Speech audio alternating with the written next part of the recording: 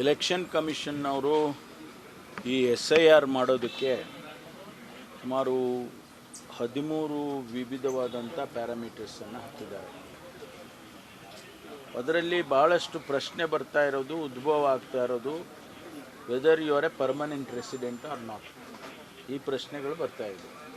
ಅದಕ್ಕೆ ನಾವು ರಾಜ್ಯ ಸರ್ಕಾರ ವಿದಿನ್ ಅವರ್ ಲಿಮಿಟೇಷನ್ಸ್ ಅದನ್ನು ನಾವು ಒಂದು ಸರ್ಟಿಫಿಕೇಟ್ ಕೊಡಿ. ಈಗ ಹಿಂದೆ ಎಲ್ಲ ಕ್ಯಾಸ್ಟ್ ಸರ್ಟಿಫಿಕೇಟ್ ಯಾರು ಕೊಡ್ತಾಯಿದ್ರು? ಹಿಂದೆ ಎಲ್ಲ, ಈಗ ನಾವೆಲ್ಲ ಶಾಲೆಯಲ್ಲಿ ಓದುವಾಗ ನಮಗೆ ಸರ್ಟಿಫಿಕೇಟ್ ಕೊಡೋರು. ಅದೇ ಪ್ರಕಾರ ಅದೇ ಕಂಟಿನ್ಯೂ ಮಾಡಿದ್ದೀವಿ. ಅದೇನು ಹೊಸದಾಗಿ ಮಾಡುವಂಥದ್ದಲ್ಲ. ಹಿಂದೆ ಯಾವುದೇ ಕಾಸ್ಟ್ ಸರ್ಟಿಫಿಕೇಟನ್ನು ಕೇಂದ್ರ ಸರ್ಕಾರ ಏನು ಕೊಡ್ತಾ ಇರಲಿಲ್ಲ, ರಾಜ್ಯ ಸರ್ಕಾರನೇ ಕೊಡ್ತಾ ಇದ್ದು. ಇಲ್ಲಿವರೆಗೂ ಯಾವ ಸರ್ಟಿಫಿಕೇಟ್ ಕೇಂದ್ರ ಸರ್ಕಾರ ಕೊಟ್ಟಿದೆ?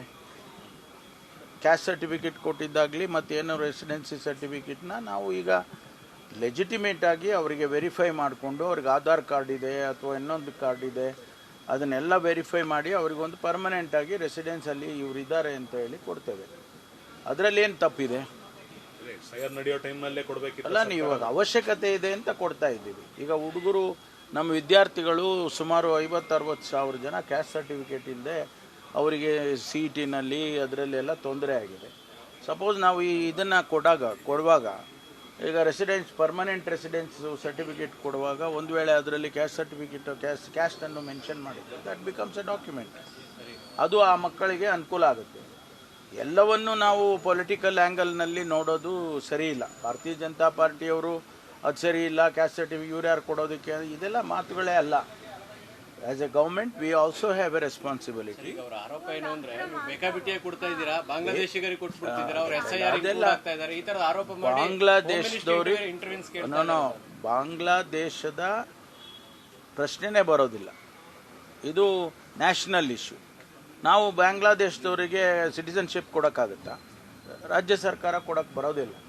ಒಂದು ವೇಳೆ ಆ ರೀತಿ ಇದ್ದು ಆ ಬಾಂಗ್ಲಾದೇಶದವನ್ನ ಯಾರಾದರೂ ನಮ್ಮ ದೇಶದವ್ರನ್ನ ಮದುವೆ ಆದರೆ ಅದಕ್ಕೊಂದು ಪ್ರೊವಿಷನ್ ಇದೆ. ಅದಕ್ಕೆ ಇಲ್ಲಿ ರಾಜ್ಯ ಸರ್ಕಾರದಿಂದ ರೆಕಮೆಂಡೇಶನ್ ಹೋಗುತ್ತೆ, ಅಲ್ಲಿ ಬರೀತಾರೆ.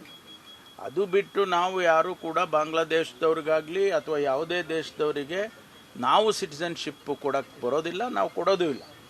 ಆದರೆ ನಮ್ಮಲ್ಲಿರ್ತಕ್ಕಂಥ ರೆಸಿಡೆನ್ಸಸ್ಗೆ ಆ ರೆಸಿಡೆನ್ಷಿಯಲ್ ಸರ್ಟಿಫಿಕೇಟನ್ನು ಕೊಡೋದಕ್ಕೆ ನಮಗೆ ಯಾವ ತಕರಾರು ಇಲ್ಲ.